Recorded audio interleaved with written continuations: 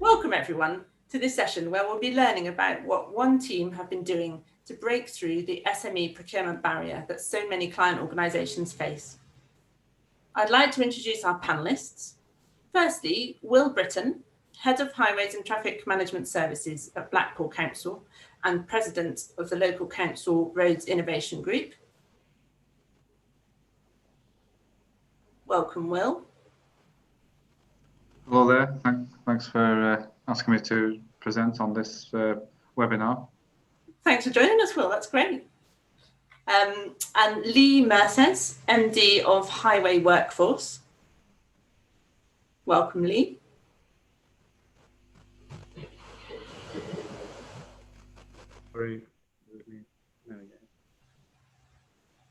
Hi, Lee. Welcome. Hi, Teresa. Hi, Will. Good to see you both. And you. And also our third participant is Martin Duffy, CEO of the local council Roads Innovation Group. Hi. Hi, Martin. Welcome all. Hi there. So, gonna join. Okie dokie. So, for this session, public sector procurement from SMEs is recognised as delivering good value for money and generating higher social value. But it remains challenging for local authorities to implement in the face of traditional procurement and governance processes. It's a problem that Will has faced in Blackpool, and he's wanted to address it since the inception of his Project 30 initiative in 2011.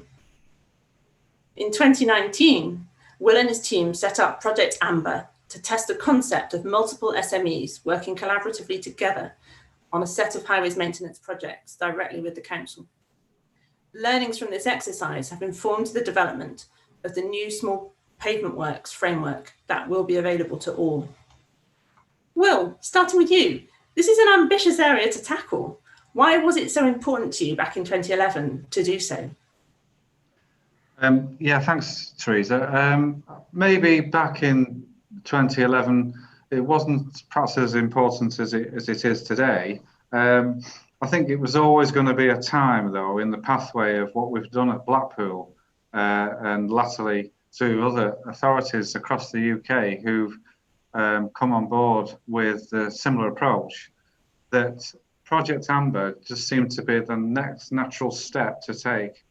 I'll explain that a little, but I think Project 30 is very well documented, and we were very heavily signposted by the DFT and the HMEP programme.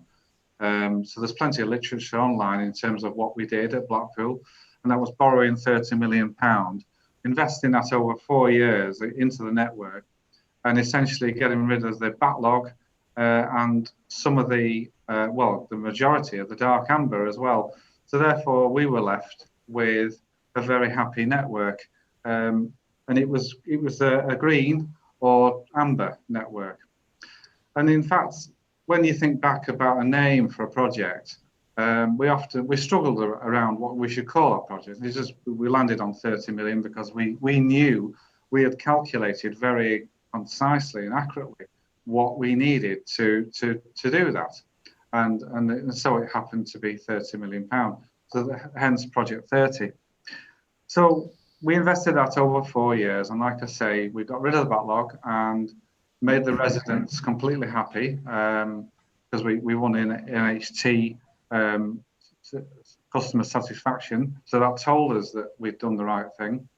But there was an awful lot of learnings that came out of that. We were able to work with academia as well and to build very accurate life cycling and whole life costing and deterioration models that came out of that. And therefore, once Project 30 had finished and we were left with this green or amber network, to me, right from the day one of those 4 years, I knew that once we'd spent the £30 million, that was when the real pressure was going to start. Spending £30 million doesn't really cause you a lot of trouble. You've got the money, you know where the backlog is, and you know where the dark ambers are. You basically just got to go in and resurface the roads and the footways. So, as I say, on completing that, I knew then that that's when we would need the science behind the scenes to be able to help us predict when we were next going to have to return to all those carriageways and footways to nip them in the bud. And that's when we started something called Amber Watch. So really, perhaps the name of the project initially could have been called Project Amber, because that's what we were left with. And a lot of amber and a lot of green. So our inspectors knew where the ambers were, and they were watching them on their rounds. And obviously, as some of them started to deteriorate again, we were stepping in the right place at the right time with the right treatments. And obviously, it was calculated not by me, but some other academia, that we would save £150 million over 25 years by doing this. And actually, if you're not the £30 million plus the interest, that's why I quoted at the time that we would save 100 million over 25 years. So basically, we did more for less, because at the end of Project 30, we did twice as many carriageways and nearly twice as many footways as we said we would at the beginning. But that was down to working very collaboratively with our framework contractors. Excellent. So putting a bit more sort of around this thing about the science behind the scenes, we had very accurate deterioration models and probabilistic models built by the University of Leeds, and now that concept is owned by our technical partner Geist. So we work very closely with them to help us predict the next stage of the life cycling. And all was well. We were on top of our network for quite a few years, and we'd achieved the ambition of Project 30, which was also reducing the tripping claims, which reduced from £2 million loss per annum to under £50,000 in 4 years. So all of that money was reinvested back into the network. However, perhaps we could never have predicted the very austere climate of the nation. And obviously from 2011 onwards, Blackpool, I think, like many other authorities, and we were a unitary authority, not huge, we've got 550 kilometres of network, but we faced, very austere measures indeed. And every autumn, it was like the Grim Reaper of our finance, chief of finance coming around asking you for savings. So year on year, we were actually losing money, but still we'd spent the £30 million and we still needed to keep on top of the network. We couldn't let go of what that was, and we needed to put the treatments into the ground to keep that network up to a standard that was completed in Project 30. So around about 2018, 19, we realised that we needed to further think outside of the box. And this is after a technical training day that we held through LCRIG, we invited about 50 SMEs to present, because we're obviously aware that we were, being supported by SMEs, and the SME market themselves, they provide such a wealth of expertise and innovation. Now, after watching that, and I'd seen the looks on the faces of my team, and one of my asset managers was absolutely transformed. We've been used to talking about treatments and putting those back. But after that technical training day and seeing the wealth of knowledge and the depth of expertise that there was available, I decided to bring them all back and laid the gauntlet down really and said, well, we're under pressure at Blackpool, and we can't let the network go. We can't sort of let it start to deteriorate again. We know the right places and we know the right time, because we've had a prediction, from our models. But actually, on the right treatments, I ain't the expert here, but you all are. And I know Lee was there that day, and I more or less set them a challenge. And I said, I'm willing to invest say, 1.5 million to £2 million into a trial. But we're going to give you the places, because they're the right places, and it's roughly the right time. But I want you all to go out and tell us what the treatments are going to be. And that was the challenge. And there was about 15 suppliers in all that took that challenge up. To cut a long story short, we might perhaps return to that. But where we're at now is actually how can we procure something similar? Because obviously I was spending money with suppliers that we ain't procured. And obviously I'm allowed a certain limit at Blackpool. And I think, my procurement chief would probably tie me up and put me in a locked cupboard again if I broke the rules. So I don't want to go through that experience again of having a torch shone in my eyes and what are you doing? So we needed to procure it. And I think through LCRIG, I said, we need to promise these SMEs, because of all we know the good work and the innovation that's actually locked down in this country. We need to unlock that innovation. We need to be able to share that through LCRIG, council to council. We use that trust and confidence that exists between council officers to unlock this innovation, and let's get it embedded. Now, obviously, in setting up LCRIG, everything has been worked upon sharing and spreading that value out. It isn't just, that this is a group set up just for the sake of it. It's actually to embed innovation and share that around the country. So we hit upon this framework whereby we wanted to being able to invite the SMEs into a framework to get a framework deal. And I think maybe that's why I invited Martin to join us in LCRIG to get this next step on the way. And maybe Martin, you want to sort of add some words there. Yeah, by all means, the framework that Will's just referenced to there, is simplistic in one regard and yet quite complex in another. Procuring something simply can sometimes be a complicated matter. It was sort of exciting on one level, challenging on another. The excitement about it was the prospect of engaging with a whole range of SME companies from all over the region who were likely to be offering services and products that we'd not come across before within Blackpool. So that was terribly exciting for us, because the challenging bit was, could we create a competition that would attract all of those types of organisations? Of course, first of all, we would need to overcome some hurdles. One of the hurdles initially that Will and I discussed was, if we were going out to the market seeking innovations, how could we seek prices from the bidders? Because we didn't know what it was that we were asking for. We couldn't specify the requirements, so how could we therefore price that element?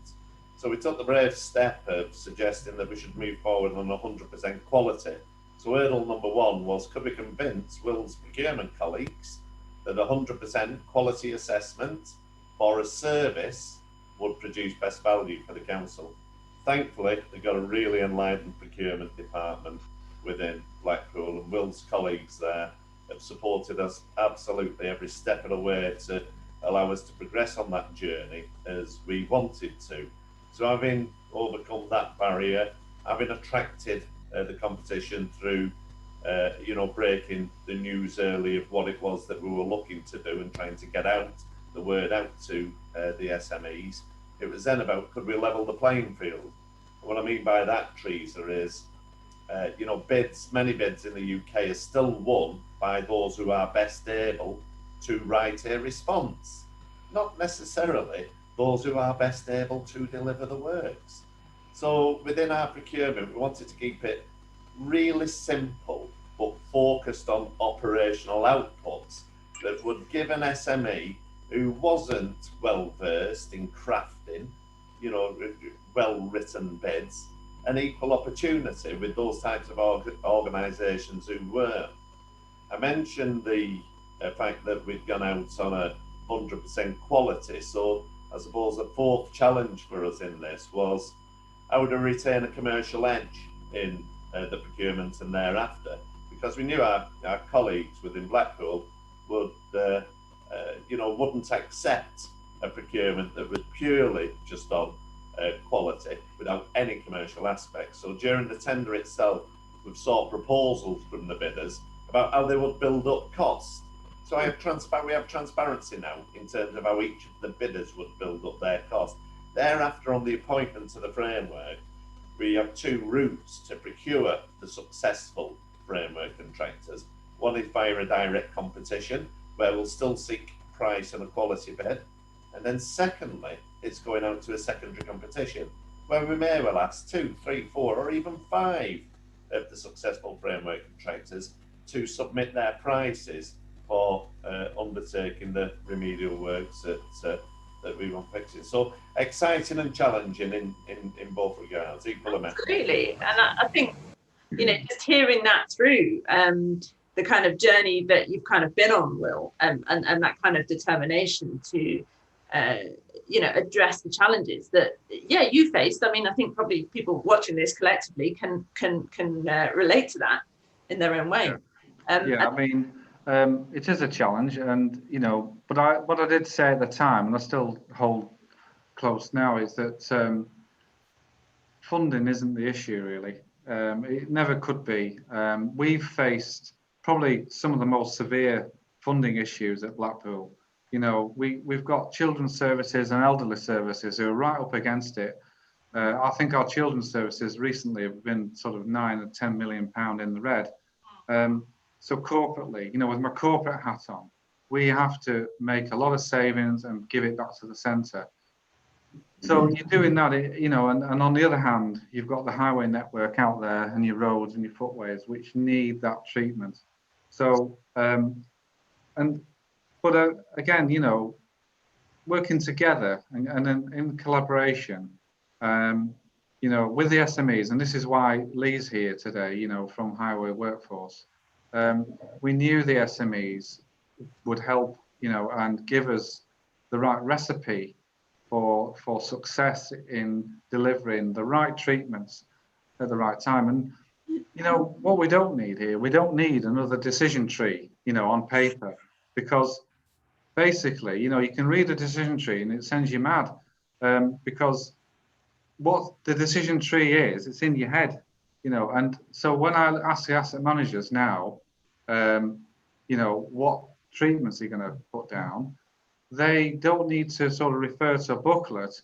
It's a walk, talk, and design thing. This, going out there with SMEs, the wealth of expertise that they've got, that we found when we walked on site, when we could walk out on site and speak to people, naturally. But the depth of expertise that they've got, and people like Lee, willing to trial new innovation and willing to, put the materials down in a new way, and that's your decision tree, and that will be learned by your engineers of tomorrow, and that's what else is being created.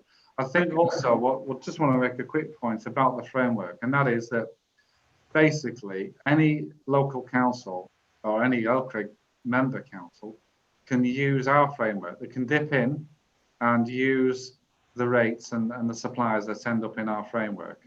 And also LCRIG are giving the paperwork, the actual contract, the sharing that free of charge. We'll just give any council the contract. And we've already got interested parties in Blackburn, York, and 2 others at the moment. But we hope this to sort of spread out, a bit like the RAMS framework, the concept for Project 30. Excellent.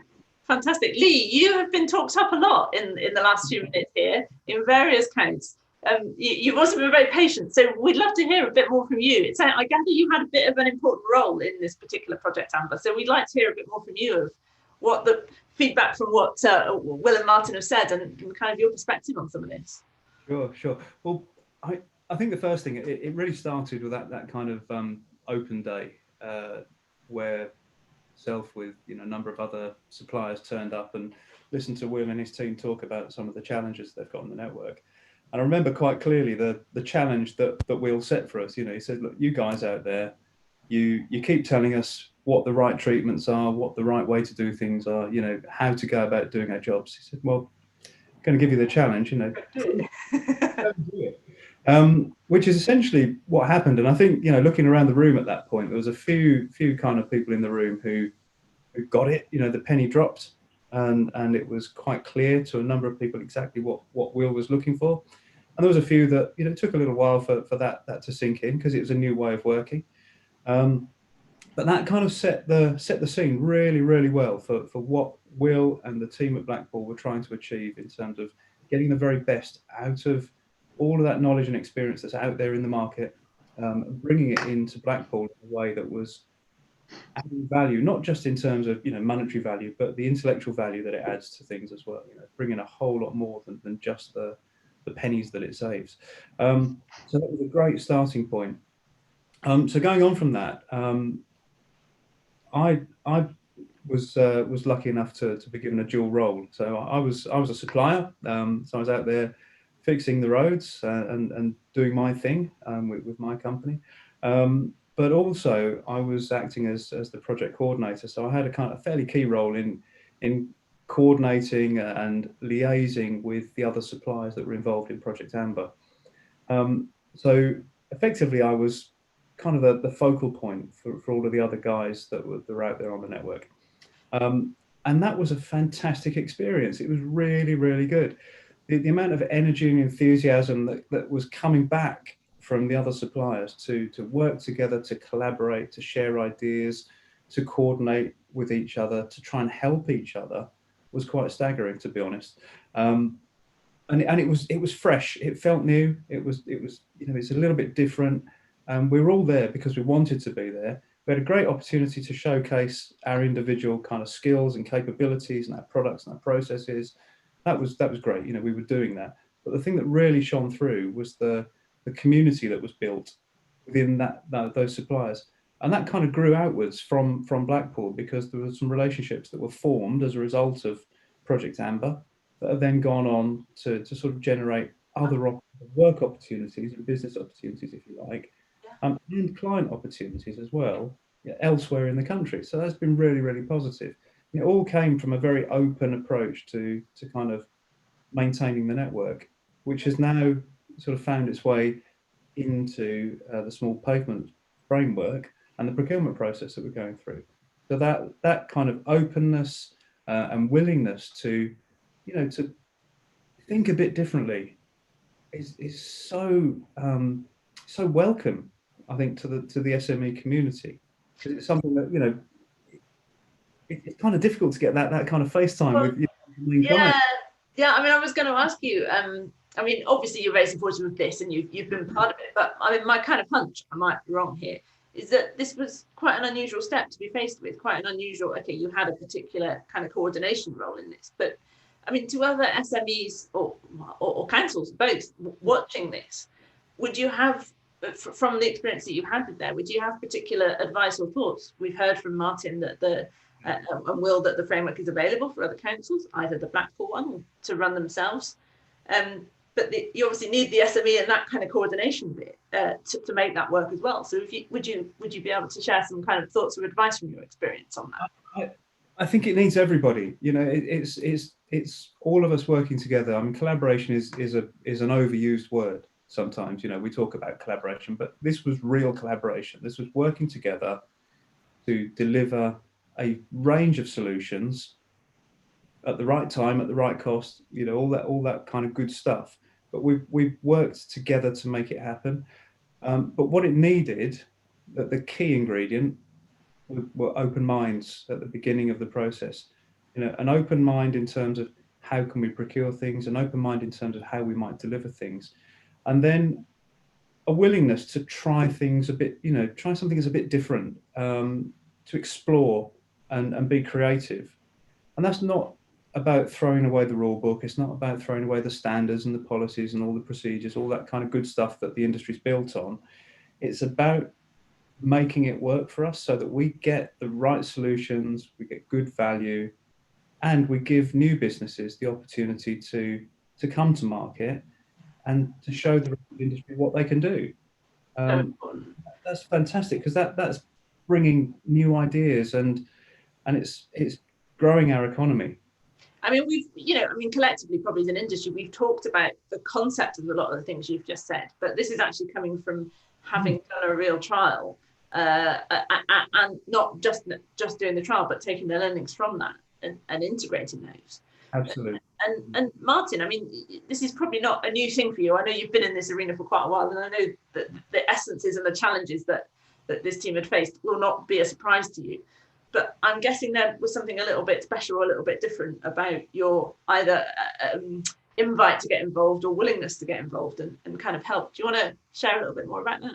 Yeah, absolutely. Yeah, Teresa, there's absolutely no doubt in our sector, the silo working, the theory of silo working is dead and buried. In reality, I'm afraid, it is often a different case. I sit here glowing listening to Lee, saying, God, you know what? It was different. This was true collaboration, and there is a world of difference between the two, Teresa. The collaboration's written into every contract that we have now across the highway sector. It is not enacted as well as it could be in all of them. It's fair of me to say. So what they managed to achieve during the trials was incredible, and that's exactly what we're trying to achieve now through this procurement. So the success of it is, absolutely about how we've designed the procurement and gone forward on 100% quality, and we've levelled the playing field, and we've done all of those things I mentioned before. The success of it, Teresa, will be determined by the first few months of operation, and it'll be clear the culture that we've created through the organisations that have been appointed to this framework, in conjunction with the attitudes and the behaviours of those responsible for running the framework. So I look at Will and his colleagues for this. They've all got an equal part to play in this, and that's what Lee mentioned when he said it takes all parts to make the contribution in order to make this work together. Because simply, we're looking for organisations to come together to provide Blackpool with new value that no one working independently could deliver. But by sharing experiences and sharing knowledge, they'll come up with better solutions, which hopefully will be about delivery in the right place at the right time, at the right cost. And it'll all be about being faster and cheaper and better, so that Will is able to stand up in front of his members and talk about the glorious service that's being delivered through this framework and the value for money that has been created as a direct result of the framework. Well, I just want to come back to you. Thanks, Martin. I mean, that's, that's interesting there and the kind of context.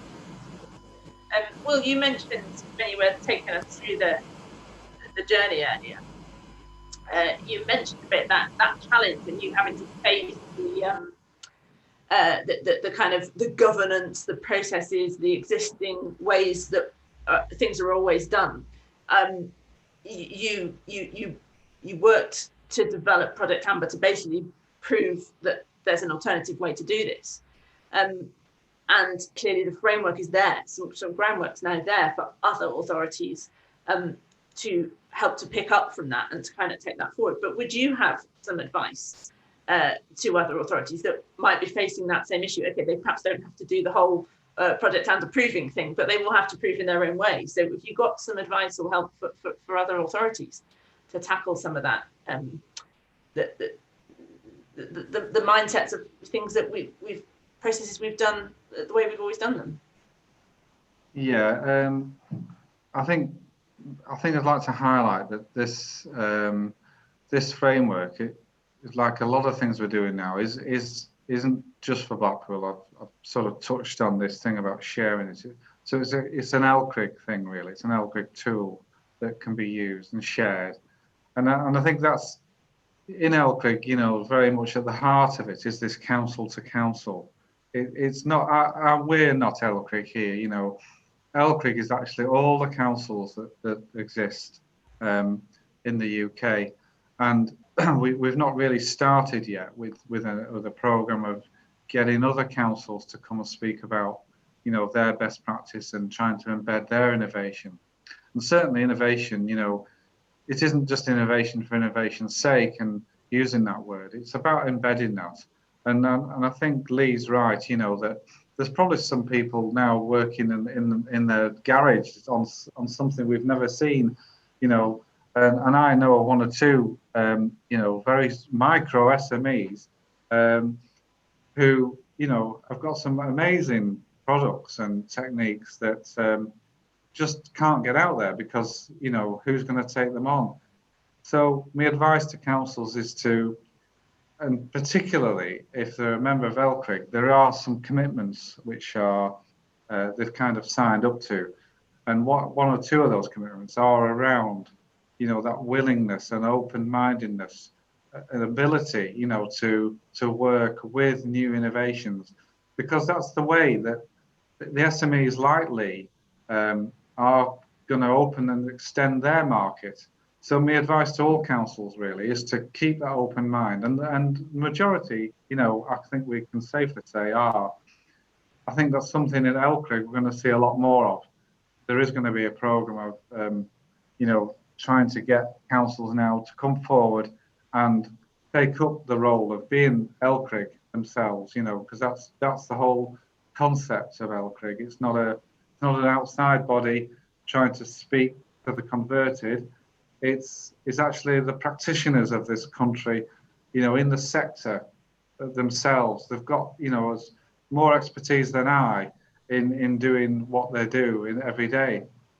Certainly that phrase, you know, if I don't always do what I always did and never get what we all, you know, that one, we all know it. Yeah, certainly, you know, the initial challenges I was faced with the alternative way of asset management, you know, up against the national way of things. That was just simply there was a barrier there around traditionalism, if I can say it. But you know, we've overcome that now, and we are moving forward. The added value of this concept of Project Amber, you know, it's actually there. Every council needs to strive to have an Amber network to get rid of that backlog. And there are ways of doing that. Obviously, funding could be an issue there, although I've said it's not the issue. But if you've got a good strategy, then you know what should flow through that strategy is something like social value or economic value. What's important to the town or city, and obviously, what we want to do as a byproduct of Project Amber is being able to calculate the economic saving through doing it this way than a traditional resurfacing project. For instance, on our promenade at Blackpool, you know, we get 18 million visitors in the summer season. If we were to shut the promenade during our season, which is extended every year naturally by the illuminations, and there's really never a right time to do any work on our network, particularly the promenade. So what's the economic loss to the town if we shut one of our, you know, important tributaries during the season? Well, it's massive, and there's a knock-on effect to local trade.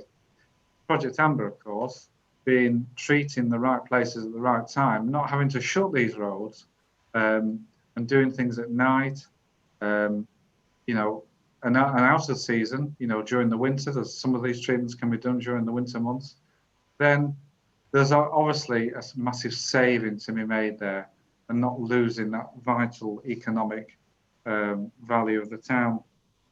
There's also a scientific project that's going to be a byproduct of this, and that is actually calculating the life. And, you know, if you can assume that a section of road has a certain life, and that's in our model, then are we confident enough to say that by doing these treatments, that life is still going to be the same life that we see in the life cycle? So therefore, we need to be confident, again, that what we've done is going to, extend the life of that particular network, so we know when the return period is. So, there's a couple of things going on. And the other big thing then, I'm so glad we did the trials first and we didn't come up with some decision tree, because talking to the SMEs out on the network, there's one or two who said, well, actually, Will, we only ever do this for utilities. So you've never done this work for asset managers in a council? So, well, no, we do it for utilities as part of their defect repair. And well, that's blinking crazy, isn't it? Because, Mrs. Whoever looking out the curtain from a lounge sees a hole being dug and, being reinstated by a utility or their third party. Then, of course, the council come along with their own asset teams and do something else. Whereas just naturally combining this in the same flow would cut out quite a lot of and raise that sort of public.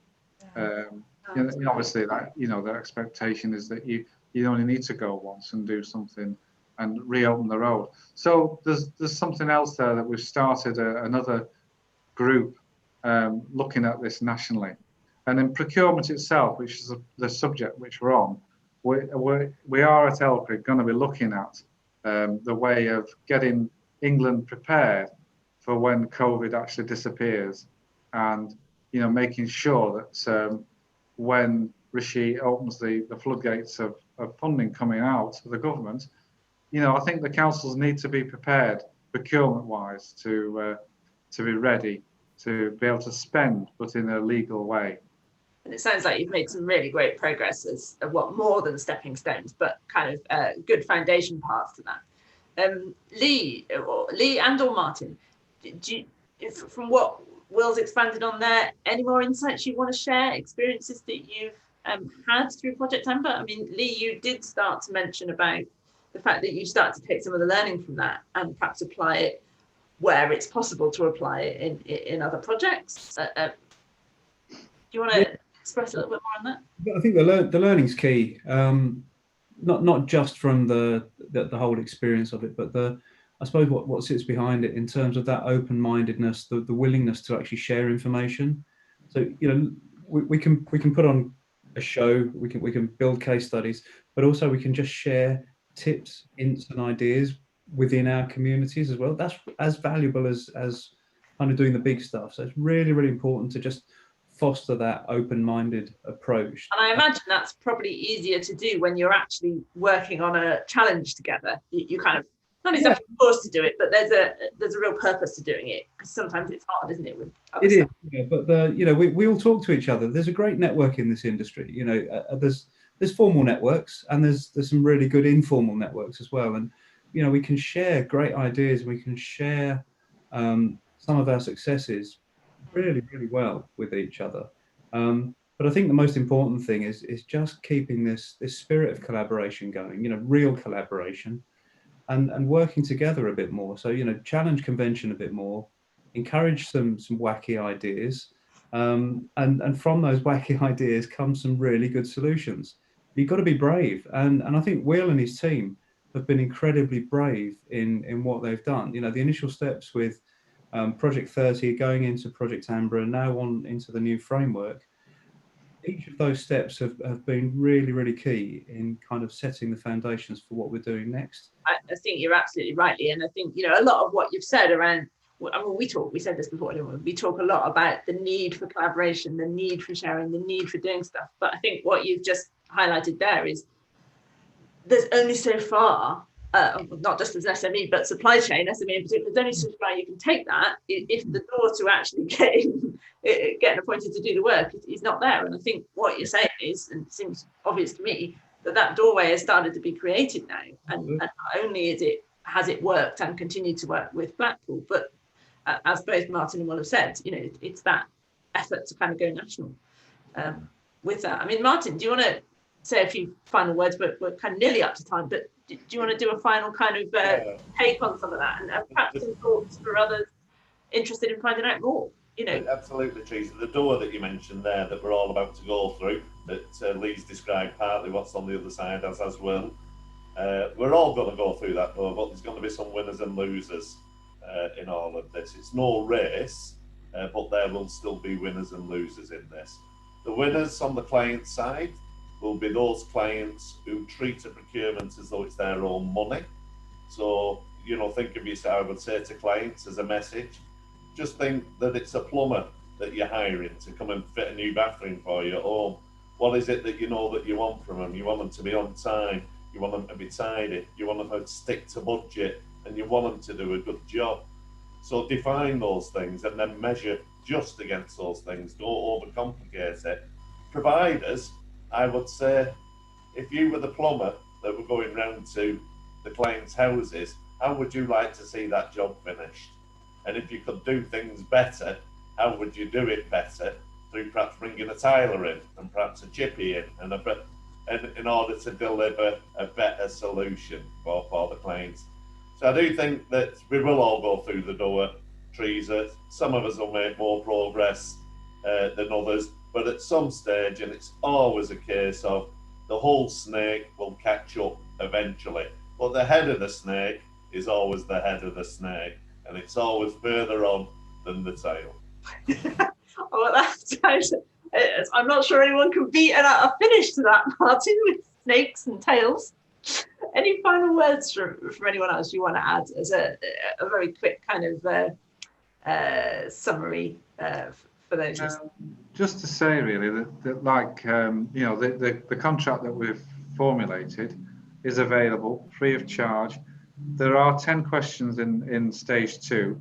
As the SQ stage, you know, there's a lot of SMEs out there who never even completed a form. That was something Martin, you know, specialist in procurement there, you know, we were going to have an industry day to bring all the SMEs to help them through, you know, answering the SQ stage, just simply getting onto, you know, being able to take part in the framework.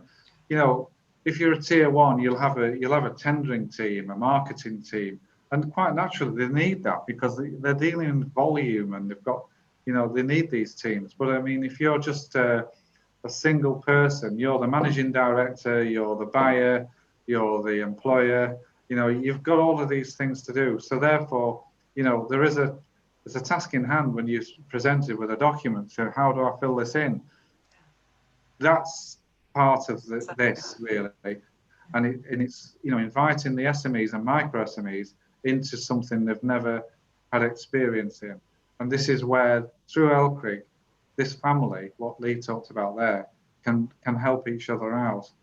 So, and the stage 2 of the 10 questions, really no council really has to change any of those questions, perhaps just apart from their own social value, because social value is different in one town than it is to another. So it's ready for the taking. And all we ask is that, you know, councils throughout the UK knock on our door, on LCRIG's door, to set the framework up themselves, thereby creating another pool of SMEs, which could hopefully, you know, transfer through the market. Yeah. Such a powerful note to end on, and I think, you know, a real opportunity, you know, a real step change in helping people that have been blocked out of this before, and you know, they can actually help all of us do things much better, as you've all expressed. So I think we're out of time now, actually, but thank you so much to all of you for joining us and being part of this session. Those that are watching, there's more information about the procurement framework and Project Amber on the Ringway Local Authority Hub on the Swap Card platform. And obviously, you know, look up the LCRIG members as the attendees. You can book meetings and have a chat with them to find out more. So thank you very much. Welcome. Okay, thanks very much.